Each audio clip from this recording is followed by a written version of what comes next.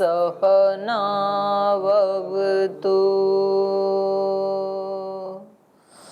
सहनौ भुनक्तु सह वीर्यं करवावहै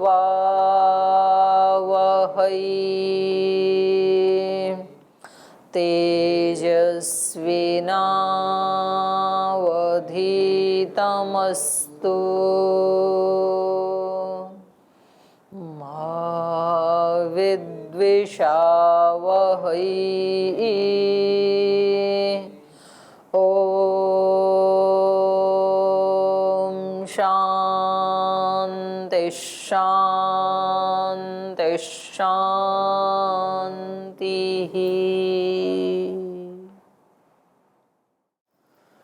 योग दर्शन का हम द्वितीय साधन पाद पढ़ रहे हैं और इस पाद की शुरुआत हुई क्रिया योग से। और क्रिया योग किस लिए? समाधि भावनार्थ क्लेश तनु करणार्थश्च, क्लेशों को तनु करने के लिए। क्लेश 5 हैं अविद्या आदि, और उनमें भी अविद्या सबका मूल है। तो उस अविद्या को हटाना पड़ेगा। उसको हटाने के लिए क्या करें? योग के अंगों का अनुष्ठान करें। योगांग अनुष्ठानात् अशुद्धि क्षय ज्ञान दीप्ति आविवेख्याते। तो उन योग के अंगों का अनुष्ठान करने से अशुद्धि का नाश होता है, ज्ञान की दीप्ति होती है। कौन से हैं वो योग के अंग जिनका अनुष्ठान करें? तो बताया यम नियम आसन प्राणायाम प्रत्याहार धारणा ध्यान समाधि, ये 8 हैं। अब यम नियम में से पहला जो यम है उसमें भी 5 यम हैं, अहिंसा सत्यस्तेय ब्रह्मचर्य अपरिग्रह। तो उसमें इन्होंने अहिंसा का स्वरूप बताया। अहिंसा कितने प्रकार की हो सकती है और हिंसा कितने प्रकार की हो सकती है? तो अहिंसा भाष्यकार ने कितनी बताई? 81 प्रकार की बताई। और बताया कि ये तो हमने थोड़ा गिनाया है, वैसे वास्तव में तो जितने प्राणी उतने ही प्रकार की अहिंसा। तो अहिंसा अनंत है क्योंकि प्राणी अनंत हैं। और ऐसे ही इन्होंने कहा कि सत्य आदि के बारे में भी जान लेना चाहिए। अहिंसा आदि का पालन करने में बाधा क्या आती है? तो बोले वितर्क उत्पन्न होते हैं, उससे उल्टा भाव आता है। अहिंसा का पालन करते हैं तो हिंसा का भाव आता है। तो इन्होंने कहा कि जब उल्टा भाव आने लगे, वितर्क बाधित करने लगे, तो प्रतिपक्ष की भावना करना। प्रतिपक्ष की भावना क्या है? अनंत अज्ञान अनंत दुख मिलेगा, मोटा सा उसका परिचय है प्रतिपक्ष का। प्रतिपक्ष की भावना का मतलब यह है कि भाई यदि मैंने कुछ उल्टा काम किया तो उसका फल क्या होगा? अनंत दुख। अनंत दुख क्यों होगा? कोई क्रिया की है तो शांत दुख प्राप्त होना चाहिए। अनंत दुख और अनंत अज्ञान ऐसे क्यों कहा भाष्यकार ने? मानो हमने किसी की हिंसा की तो उस हिंसा के बदले में जो दुख मिलेगा वो अनंत क्यों होगा? शांति तो होगा। तो अनंत क्यों बोला? क्योंकि फिर वो बीच में ब्रेक नहीं होगा ना, वो चलता ही रहेगा। आज हमारे अंदर अविद्या अज्ञान है इसलिए आज हिंसा की, तो कल फिर और एक संस्कार से युक्त हो गए तो बड़ी आसानी से होगी, परसों उससे भी ज़्यादा आसानी से होगी। तो ये सिलसिला रुकेगा नहीं। आज यदि नहीं रुका तो कल रुक जाएगा, इसकी क्या प्रत्याशा? तो आज रोकेंगे तो कल थोड़ा तनु हो जाएगा, ये तरीका है। तो इसलिए इन्होंने उसको क्या कहा? अनंत अज्ञान अनंत दुख मिलेगा, ये है प्रतिपक्ष की भावना। और दूसरी तरफ यदि हम इसके योग के अंगों का अनुष्ठान करेंगे तो क्या मिलेगा? ये तो हिंसा की बात बता दी कि यदि आप हिंसा आदि विपरीत कर्म करेंगे, योग के अंगों का अनुष्ठान नहीं करेंगे, तो आपको क्या मिलेगा? अनंत अज्ञान और अनंत दुख। दुख अज्ञान अनंत फला। और इसके विपरीत अपोजिट करेंगे तो क्या मिलेगा? योग नहीं करेंगे तो क्या मिलेगा?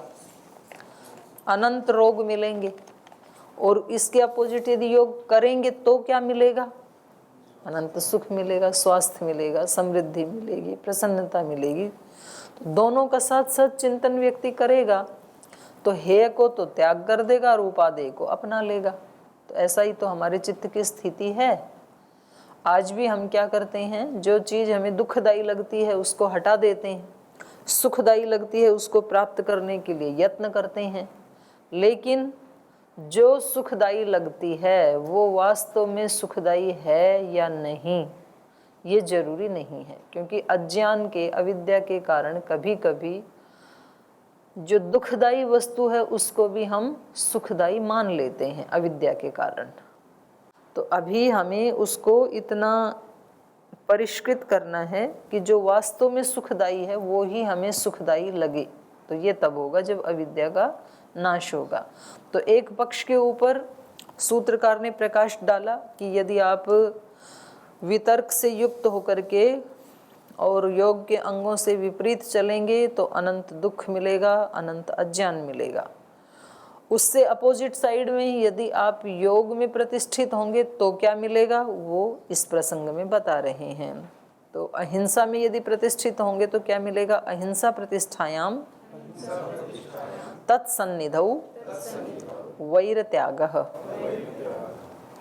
अहिंसा में यदि आप प्रतिष्ठित हो गए ना, उसमें प्रतिष्ठित होने पर तत्सन्निधौ, उस अहिंसा की सन्निधि में वैर त्याग, वैर का त्याग हो जाता है। हमें दुख वैरी से नहीं है, वैर से दुख है। वास्तव में हमें दुख किससे होता है, वैर के कारण। इसलिए लोग बोलते हैं कि भाई पापी से घृणा मत करो, पाप से घृणा करो। क्योंकि दुख किससे मिल रहा है, पाप से मिल रहा है, पापी से नहीं मिल रहा। मानो जिसको आज हम पापी कह रहे हैं वो अपने पाप को छोड़ दे तो फिर हमें दुख थोड़ी मिलेगा। जो आज जिसको आज हमने वैरी मान लिया है वो यदि अपने वैर भाव को छोड़ दे तो दुख थोड़ी मिलेगा। तो वास्तव में हम किसको छुड़ाना चाहते हैं, वैर को, उसके पाप को। तो घृणित वैर है, पाप है, दोष है। दोषी व्यक्ति घृणित नहीं है, दोष घृणित है, दोष को छुड़ाना है। तो इसलिए यहाँ इन्होंने कहा अहिंसा प्रतिष्ठायाम, जो अहिंसा में प्रतिष्ठित हो गया तो तत्सन्निधौ, उस अहिंसा की सन्निधि में। तत् का अर्थ यहाँ पर योगी किया जाता है, लेकिन इसका एक अर्थ ये भी है तत्सन्निधौ मतलब उस अहिंसा की सन्निधि में। अहिंसा यदि प्रतिष्ठित हो गई चित्त में तो उस अहिंसा के पास वैर नहीं आ सकता है, वैर त्याग। फिर वो सब प्राणियों से प्रेम करेगा वो योगी। तो इसलिए हमें हर समय किस में रहना है, अहिंसा की सन्निधि में रहना है, हिंसा की सन्निधि में नहीं रहना है। जो हम सुबह सुबह प्रार्थना करते हैं, देवानाम सुमतौ श्याम, दिन भर किसकी सुमति में रहें, देवों की सुमति में रहें, कभी भी असुरों की कुमति में ना रहें। असुरों में सुमति तो होती नहीं है। तो यहाँ इसलिए कहा सर्व प्राणी नाम भवती, ये वैर का नाश सब प्राणियों के प्रति हो जाता है। क्योंकि अपने अंदर वैर नहीं है तो बाहर भी वैर दिखाई नहीं देगा। बाहर व्यक्ति को क्या दिखाई देता है, जो दोष अपने अंदर होता है वो बाहर दिखाई देता है। जो व्यक्ति अपने हृदय में अहिंसा में प्रतिष्ठित है उसको बाहर भी संसार में किसी से वैर नहीं होगा। तो यहाँ बात हो रही है तत्सन्निधौ, उस अहिंसा की सन्निधि में वैर का नाश होता है। तो अपने चित्त को हमेशा किससे भर के रखना, अहिंसा से। और हमारे चित्त में अहिंसा है तो हमें बाहर चाहे कोई कितना भी बुरा व्यक्ति क्यों ना हो उसके प्रति वैर नहीं होगा, वैर का त्याग हो जाएगा। जैसे अपने पैर में यदि जूता पहना है तो बाहर फिर चाहे कितने भी कांटे हों, पत्थर भी हों, तो अपने लिए क्या हो जाएगा, संसार निष्कंटक हो जाएगा। जैसे कांटे हैं ही नहीं, बेशक कांटे हैं पर हमारे पैर में मजबूत जूता है तो अब हमारे को वो दुख नहीं देंगे ना कांटे। तो ऐसे ही हमारे चित्त में यदि अहिंसा प्रतिष्ठित हो गई तो उस अहिंसा के होने से चाहे कितने भी बुरे लोग बाहर क्यों ना हों, हमारा वैर नहीं होगा किसी से भी। वैर का क्या हो जाएगा, त्याग। होता तब ही है जब हमारे भी चित्त में द्वेष है, वैर है, अज्ञान है, अशुद्धि है, तो तुरंत फिर हम संक्रमित हो जाते हैं बाहर वाली से। जैसे दीवार के ऊपर आग डालें तो यदि उसके ऊपर पेट्रोल है तो तुरंत पकड़ेगा ना फिर, और यदि वहाँ पर अभी अभी दीवार के ऊपर पानी बरसा है, वो ठंडी है, तो आप तिल्ली जला के फेंकें तो आग बुझेगी, दीवार तो नहीं जलेगी ना। तो इसलिए बाहर के आलंबन हमारे को इसीलिए अपने स्वरूप से विचलित करते हैं, क्योंकि अभी हमारे अंदर भी उन दोषों का नाश नहीं हुआ है, तो तुरंत वायरस पकड़ता है। फिर कोरोना से ज़्यादा संक्रमित कौन होते हैं? जिनका इम्यूनिटी लो है। जिनका स्ट्रोंग है तो महाराज जी तो कितने मिले कितने लोगों से, तो उनको नहीं पकड़ा। और जिसका वीक है तो घर बैठे बैठे भी संक्रमित हो गए। पता नहीं कोई फल वाला, दूध वाला, किसने किसको हाथ लगाया और बस वो हो गए। तो कुछ लोग तो ऐसे आए, बोल जी हम तो गए ही नहीं, कहीं भी घर से बाहर नहीं निकले। तो इनसे पूछा भाई आपको कैसे हुआ? बोले एक व्यक्ति हमारे को सब्जी फल तो ला के देता था, और वो ला के बाहर रख देता था, बाहर बरामदे में, और हम उसको 1-2 घंटे के बाद अंदर लाते थे उठा के, और उसको उठा के लाए इतने में ही लग गया। तो ये क्या है? अपने अंदर की कमजोरी। तो ऐसे ही ये बाहर के दोष, वैर, घृणा, ये सब हमें दोष तभी पकड़ते हैं जब इनका हमारे अंदर नाश नहीं हुआ है। तो ये फायदा है कि आपने अहिंसा को प्रतिष्ठित किया अपने अंदर, और वैर भाव छूट गया सारे संसार भर का। अब सारे संसार के लोगों को निर्वैर करने की जरूरत नहीं है, अपने आप ही हो गई, क्योंकि हमारे अंदर नहीं है ना, तो इसलिए बाहर अपने आप ही नहीं है। और सत्य का पालन करेंगे तो क्या फल मिलेगा? सत्य प्रतिष्ठायाम क्रिया फलाश्रयत्वम। सत्य के प्रतिष्ठित हो जाने से क्रिया फलाश्रयत्वम, क्रिया और उस क्रिया के फल की आश्रयता आ जाती है। माने सभी प्राणी क्रियाओं और उसके फल के पात्र बन जाते हैं। सभी प्राणी क्रिया के और क्रिया का जो फल है उसके पात्र बन जाते हैं। कैसे? जैसे इन्होंने कहा धार्मिको भूया इति भवति धार्मिका। जो व्यक्ति सत्य में प्रतिष्ठित है और उसने आपको कहा कि धार्मिक हो जाओ, तो आप धार्मिक हो जाओगे। हनुमान जी सो रहे थे, एकदम से ऐसे चहक के उठे हैं कि वे फिर वो तो उसका तो पता बता दो कहाँ सी है वो, तो कितना सस्ता काम है वो कह देंगे, लेकिन वो कहते नहीं है। वो कहते भी तब ही हैं जब हमने अपनी सारी अविद्या का नाश कर लिया होता है, तब कहते हैं वो। आज कहें तब तो बात बनी जाए, कुछ ना करना पड़े, कहते तो नहीं है। स्वर्गम प्राप्नुहि इति स्वर्गम प्राप्नोति। वो कहें कि स्वर्ग को प्राप्त कर लो, तो व्यक्ति स्वर्ग को प्राप्त कर लेता है। अमोघा अस्य वाग भवति। जो सत्य में प्रतिष्ठित हो गया उसकी वाणी अमोघ हो जाती है, माने खाली नहीं जाती है, फिर वो अचूक नहीं होती है। तो इससे क्या पता लगा कि वो व्यक्ति बोलेगा ही कम, और बहुत समझ के, सोच के, तौल के बोलेगा, ऐसे नहीं बोल देगा कुछ भी। जितना वो दोष मुक्त होगा, जितना मौन आदि व्रतों का पालन करके अपनी वाणी की शक्ति को बचा बचा के रखेगा, उतनी ही उसकी वाणी पावरफुल हो जाएगी। तो ये सत्य का इन्होंने फल बताया। आगे चलिए। अस्ते प्रतिष्ठायाम सर्वरत्नोपस्थानम। अस्ते में जो प्रतिष्ठित हो गया तो उसको सब रत्नों की प्राप्ति हो जाती है, उपस्थिति हो जाती है। रत्नानाम उपस्थानम, सब रत्नों की उसके पास उपस्थिति हो जाती है, आने लगते हैं। तो ये भी एक बिल्कुल संसार का नियम है। जो कुछ नहीं चाहता है उसके पास सब कुछ आता है, और जो सब कुछ चाहता है उसके पास कुछ भी नहीं आता है। तो ये आप छोटा मोटा आप अपने जीवन में देख सकते हैं, और पूरा का पूरा महापुरुषों के जीवन में देख सकते हैं।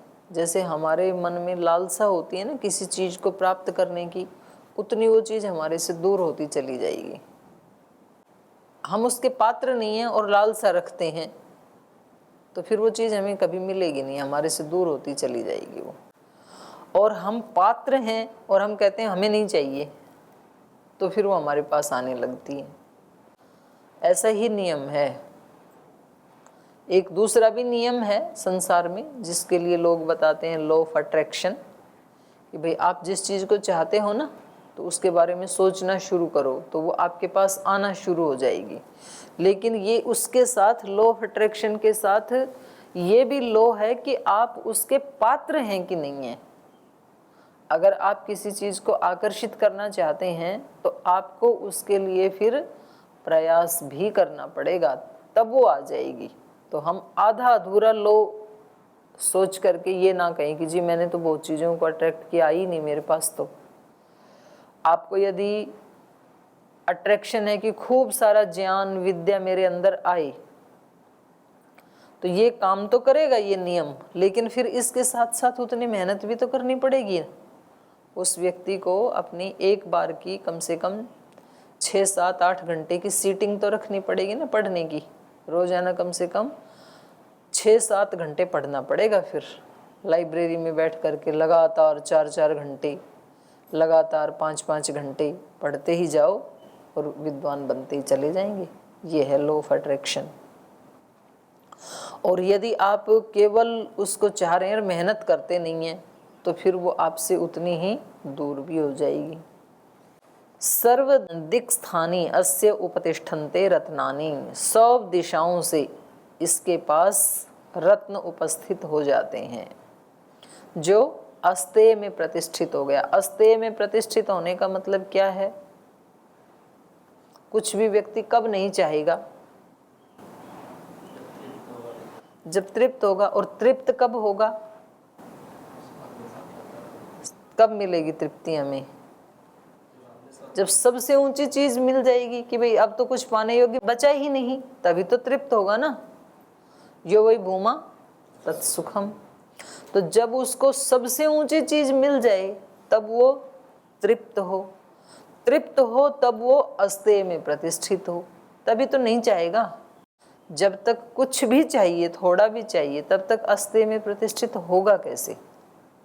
क्योंकि हम इस सूत्र को पढ़ते समय ये कल्पना कर लेते हैं कि जिसके पास घर की जगह एक छोटी सी झोपड़ी हो और सामान की जगह, जैसे लोगों के पास बड़ी बड़ी अलमारियां हैं, तो बस उसके पास कोई एक ट्रंक होगा और उसमें 2-4 पुस्तकें होंगी और 1-2 वस्त्र होंगे, तो उसको हम सोचते हैं कि ये तो अपरिग्रह में प्रतिष्ठित है और किसी से कुछ चाहता नहीं है, अस्तेय, लेना नहीं चाहता है। इन्होंने स्तेय का क्या बताया था कि मन से भी किसी की चीज की कल्पना कर ली तो स्तेय हो गया।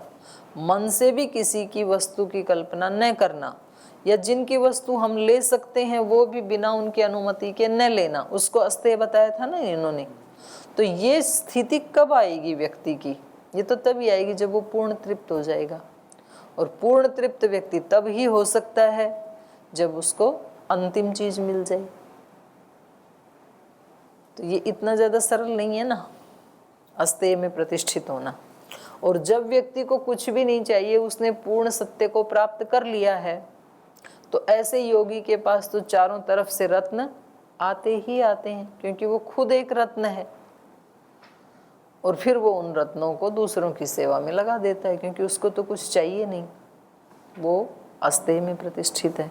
तो इसलिए यहाँ पर इन्होंने कहा कि सब दिशाओं से इसके पास रत्न आने लगते हैं। ब्रह्मचर्य प्रतिष्ठायाम वीर्य लाभ। ब्रह्मचर्य में प्रतिष्ठित होने से वीर्य लाभ होता है, पराक्रम की प्राप्ति होती है इस व्यक्ति को। तो यद्यपि भाष्यकार ने इसका उतना ज़्यादा विस्तृत वर्णन नहीं किया है, लेकिन यहाँ ब्रह्मचर्य का मतलब है हमेशा ब्रह्म में प्रतिष्ठित रहना, उच्च चेतना में प्रतिष्ठित रहना। तो यहाँ पर सभी इंद्रियों के संयम की बात है, ये एक इंद्रिय के संयम की बात नहीं है। यस्य लाभात अप्रतिघान गुणान उत्कर्षयति, माने जिसका लाभ होने से, जिसका किसका? ब्रह्मचर्य का। जिस ब्रह्मचर्य का लाभ होने से अप्रतिघान गुणान उत्कर्षयति, जो गुण कभी नष्ट नहीं होती, प्रतिघात से वर्जित जो गुण हैं, ऐसे गुणों को ये व्यक्ति उत्कर्षयति, उत्कृष्ट कर लेता है, बढ़ा लेता है, उत्कर्ष को प्राप्त हो जाता है। सिद्धश्च विनयेषु, और विनयेषु, विनय माने शिष्य, जो अपने शिष्य हैं उनमें भी सिद्धश्च ज्ञानम आधातुम समर्थो भवति, क्योंकि ये खुद सिद्ध है, सिद्ध होता हुआ जो अपने शिष्य हैं उनमें भी ज्ञानम आधातुम समर्थो भवति, ज्ञान का आधान करने में समर्थ हो जाता है। तो दूसरों में ज्ञान कौन व्यक्ति प्रतिष्ठापित कर सकता है? जो खुद ज्ञानी है। दूसरों में गुणों का प्रतिष्ठान कौन कर सकता है? जो खुद गुणी है। दूसरों में भक्ति का, श्रद्धा का, प्रेम का प्रतिष्ठान कौन कर सकता है? जो खुद श्रद्धा, भक्ति, प्रेम से भरा हुआ है। स्वामी जी ने करोड़ों लोगों के जीवन में योग का प्रतिष्ठान कर दिया, तो कब कर पाए? जब वो स्वयं योग की शक्ति से अहर्निश आप्लावित रहते हैं, प्रतिपल उससे भरे रहते हैं, तभी तो कर पाएंगे। खुद के पास नहीं है एक चवन्नी भी, वो दूसरे को धन का दान कैसे करेगा? खुद के पास अनंत हो तो फिर अनंत बांटेगा, सीमित है तो सीमित दे सकता है व्यक्ति। तो ये इसका लाभ बताया। ब्रह्मचर्य प्रतिष्ठायाम वीर्य लाभ, तो वीर्य का मतलब क्या है यहाँ पर? सब प्रकार की सिद्धियां, सब प्रकार का ज्ञान, सब प्रकार की सामर्थ्य, ये अर्थ किया इन्होंने। ब्रह्मचर्य का मतलब केवल शादी न करना, ऐसा अर्थ नहीं है। यहाँ जो फल बताया जा रहा है, इस फल को देखने से ये स्पष्ट हो रहा है कि ब्रह्मचर्य का मतलब है ब्रह्म जैसा बनना, अनेक अनेक सिद्धियों का स्वामी होना, अनेक अनेक प्रकार के ज्ञान का स्वामी होना। और ये ज्ञान इसमें कैसे आया? इसमें आया किसी ऐसे अपने समर्थ गुरु से, क्योंकि जिसकी संगति में रहेंगे उसके गुण तो आएंगे ना व्यक्ति में, और फिर ये अपने शिष्यों में वो उसका आधान कर सकता है। तो ऐसे तो चलती थी हमारे यहाँ गुरु शिष्य परंपरा, क्योंकि आचार्य वो होता है जो आचरण सिखाता है, केवल सिलेबस पूरा नहीं करवाता है आचार्य। सिलेबस बहुत छोटी चीज़ है, सिलेबस तो कोई भी टीचर पूरा करवा देगा। आचारम ग्राहयति, आचिनोति अर्थान, न कि शब्दान। शब्दों का चयन नहीं करता शिष्य के हृदय में, किसका करवाता है? अर्थान आचिनोति, जो वो शब्द हैं और उन शब्दों का जो अर्थ है उससे परिचय करवाता है। जैसे योग तो एक शब्द है, प्राणायाम तो एक शब्द है, और प्राणायाम का अर्थ क्या है वो तो जो प्राणायाम करेगा उसी को मिलेगा ना, उससे परिचय करवाना ये आचार्य का काम है। केवल शब्दों से परिचय तो कोई भी टीचर करवा देगा, लेकिन आचार्य अर्थ से परिचय करवाएगा। अर्थ से परिचय करवाने से पहले उसको खुद को, अर्थ को आत्मसात करना होगा, तभी तो परिचय कराएगा। खुद नहीं जानेगा तो दूसरे का परिचय कैसे कराएगा? तो इसलिए इस देश के उत्कर्ष की सबसे बड़ी जिम्मेदारी है गुरु के ऊपर। और वो गुरु एक विद्या का मास्टर नहीं होता था, हमारे यहाँ सर्व विद्याओं का मास्टर होता था। इसीलिए क्योंकि अनेक प्रकार के शिष्य आएंगे और सब शिष्यों में जैसी जैसी उनकी रुचि है वैसी वैसी विद्या का ज्ञान देना, आधान करना। तो इसका मतलब है कि गुरु को कितनी विद्याएं आनी चाहिए? अनेक विद्याएं आनी चाहिए, तभी तो दे पाएगा। तो ये इतनी बड़ी जिम्मेदारी और इतना विराट स्वरूप है गुरु का भारतीय संस्कृति में कि उस स्वरूप को त्रिदेव से भी ऊपर बताया। गुरुर ब्रह्मा गुरुर विष्णु गुरुर देवो महेश्वर है, इनके बराबर तो है ही, इनसे ऊपर गुरुर साक्षात पर ब्रह्म, पर ब्रह्म की उपाधि दे दी। देखो ना कितनी बड़ी उपाधि है, क्योंकि वो हर फील्ड में जाने वाले व्यक्ति का निर्माण गुरुकुल में होता है। आज की जो नई शिक्षा पॉलिसी आई है कि भाई सब सब्जेक्ट पढ़ाओ, ये हमारी गुरुकुलीय परंपरा से एक अंश लिया गया है।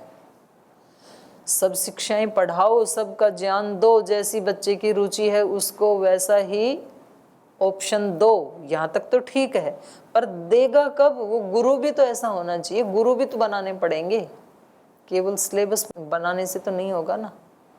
तो वैसे आचार्य तैयार करना ये हो सकता है गुरुकुलीय परंपरा में।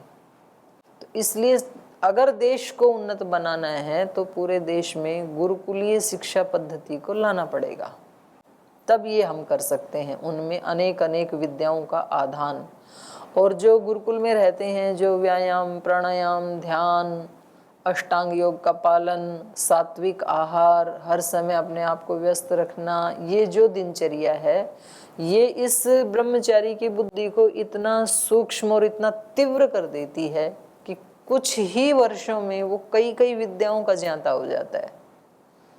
अब देखो ना, राम लक्ष्मण कितने वर्ष रहे विश्वामित्र जी के पास? 5, 7, 10 वर्ष लगा लो, और इतने वर्षों में ये कितनी विद्याओं को सीख करके आई। शिल्प विद्या भी सीख ली, धनुर्विद्या भी सीख ली, शस्त्र विद्या भी सीख ली, शास्त्र विद्या भी सीख ली, हर जगह झंडे गाड़ दिए, और कहीं भी मजबूर बेबस नहीं होते हैं। नदी सामने आ गई तो अपना बेड़ा बना लिया लकड़ियां ला करके, नहीं तो रह जाते खड़े वहीं की वहीं। तो ये शिक्षा कहाँ पाई? गुरुकुल में। जंगल में गए तो अपने मकान बना लिया, वहाँ कोई इनको मजदूर कारीगर थोड़े मिलेंगे। तो ये विद्या कहाँ सीखी? गुरुकुल में। नहीं तो बोले अच्छा गुरुकुल में आ गए, अब यहाँ हम तो आए थे ज्ञान प्राप्त करने, यहाँ तो हमारे को मकान बनाने में लगा दिया। तो ये जो मानसिकता है, गुरु ने सत्यकाम जाबाल को गाय चराने भेज दिया, तो ऐसे थोड़ी भेजा था। तो गाय तो किसी भी ग्वाले को दे देते, गाय चराने क्यों भेजा था? प्रकृति की गोद में रहेगा, सब नगर शहर आदि से दूर दराज एकांत स्थान में रहेगा, तो प्रकृति से बहुत कुछ सीखेगा। आज तो श्रद्धेय स्वामी जी महाराज भी हमें रोज सिखाते हैं कि हमारी संस्कृति क्या है? मूल प्रकृति ही मूल संस्कृति है, ऐसे बोलते हैं ना महाराज जी। तो बहुत बड़ा इसके पीछे दर्शन है। संस्कृति शुरू कहाँ से हुई? प्रकृति से शुरू हुई। क्योंकि जब सत्यकाम जाबाल वापस आता है तो उनके गुरुजी ने क्या कहा था? भाई इतनी गाय लेके जाओ, 1000 हो जाए तब आ जाना, और फिर हम आपकी शिक्षा प्रारंभ करेंगे। तो ये ब्रिज कोर्स था वहाँ का गाय वाला। तो जब वो आया तो उसका तो मस्तिष्क ब्रह्म तेज से चमक रहा था। तो उन्होंने कहा कि गुरुजी गाय तो मैं 1000 करके ले आया, अब आप मेरी शिक्षा प्रारंभ कर दीजिए।